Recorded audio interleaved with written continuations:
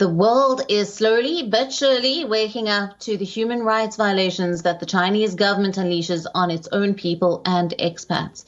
Now, this is one such story. U.S. national Steven Schaerer went to China at a young age to make a life for himself. When his career started thriving, he was detained and incarcerated in a Chinese prison compound.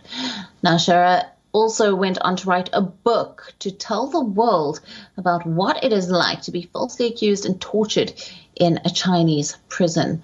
WION spoke to Steven, who opened up about the inhumane conditions that he was subjected to. Here's a full report. Steven Schaerer, an American citizen from California, traveled to and lived in Beijing for 5 years after college.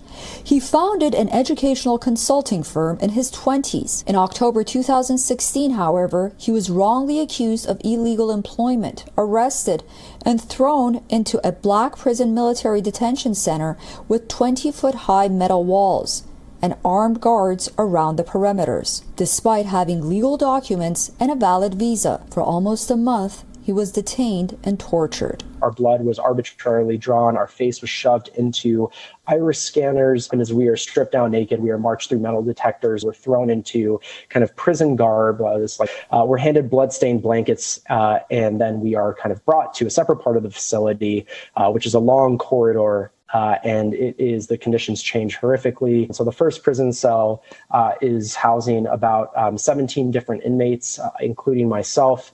That we all share a single squatter toilet, which is obviously just unhygienic, moldy, disgusting. A single sink. We are eating out of a communal trough. So the guards would come around and literally dump some type of toxic yellow sludge through a funnel, through the door into a red bucket. That red bucket is then kind of taken and put on these wooden planks, where 17 inmates rush to just kind of eat out of this yellow sludge out of a bucket. We are sleeping on, forcibly sleep deprived, sleeping on frozen wooden planks with our blood-stained blankets. Crammed, there's about space for 8 inmates, maybe. There's 17 of us, so do the math. You have to stand up every 2 hours and do something called the watch, which is where you have to make sure that other prisoners are not trying to kill each other throughout the night.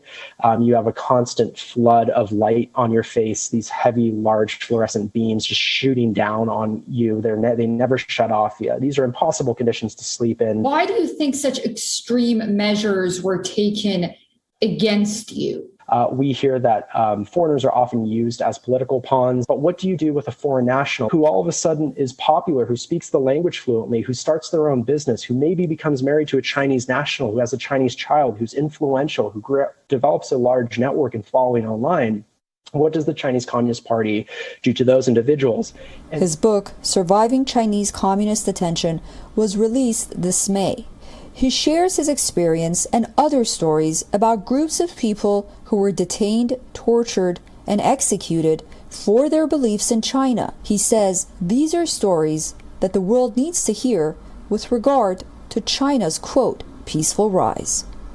China's rise is not peaceful. It is incredibly violent, and it is up to international communities, free societies like India, like the United States, who defend human rights, to hold China accountable, to not sign multi-billion-dollar deals with them, which the basis of is often blood money and forced slave labor and things of that nature.